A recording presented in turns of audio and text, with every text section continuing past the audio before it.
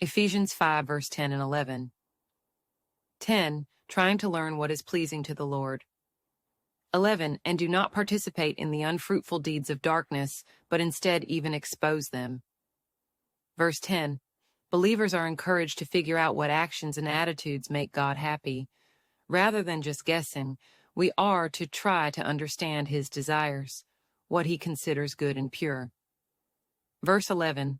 Once we recognize what displeases God, the deeds of darkness, meaning actions rooted in evil, deceit, or immorality, we must refuse to take part in those things. More than that, we should expose them, bring them into the light, so their wrongness becomes clear. In other words, don't hide from evil, shine a light on it. Explanation of the verses, word by word, trying to learn. You put in effort, reading scripture, praying, and seeking godly advice, so you can identify and choose God-pleasing actions. Unfruitful deeds of darkness. These are behaviors that produce no good fruit. Examples: lies, hateful speech, sexual immorality, greed, violence, or any hidden sin. Because they stem from darkness, they bring spiritual harm and no lasting benefit. Do not participate. You must refuse to cooperate with or support these wrong actions, whether by your own choices, your companionship, or your silence. Expose them. To expose is to reveal the truth. If you see someone being taken advantage of, speak up. If businesses are mistreating workers, shine a light on it, through prayer, conversation, or by supporting transparency. Relevance for today: discerning God's will in a noisy world. With countless voices shouting what's cool, these verses remind us to step back and ask, is this honoring to God? Whether choosing career paths, entertainment, or friendships, we evaluate by God's standards, not just cultural trends. Rejecting social media.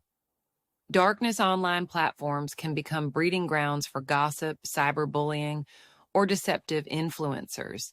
Instead of mindlessly scrolling or joining in negativity, believers can point others toward kindness, truth, and accountability, exposing harmful patterns by refusing to share or support them. Standing against injustice. In communities where corruption, racism, or violence flourish, Christians are called not only to avoid wrongdoing themselves, but to speak out. For instance, if someone learns of unfair labor practices, they can pray, inform authorities, or support fair trade initiatives, turning darkness into light. Personal integrity in the workplace. When a coworker suggests padding an expense report or covering up safety violations, a follower of Christ remembers verse 11, don't join in. Instead, they might gently correct the coworker or take concerns to a supervisor, refusing to hide the misconduct. Family and relationships. Within family circles, secrets or harmful patterns can persist for generations, e.g., addiction, abuse.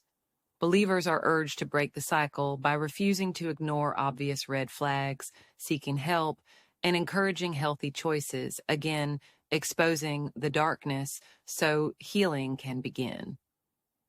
Summary: Ephesians 5:10-11 challenges us to actively learn what pleases God and then walk away from anything that opposes Him. We must not only refuse to take part in sinful or unfruitful actions, but also shine a light on them, speaking truth, offering help, and promoting accountability.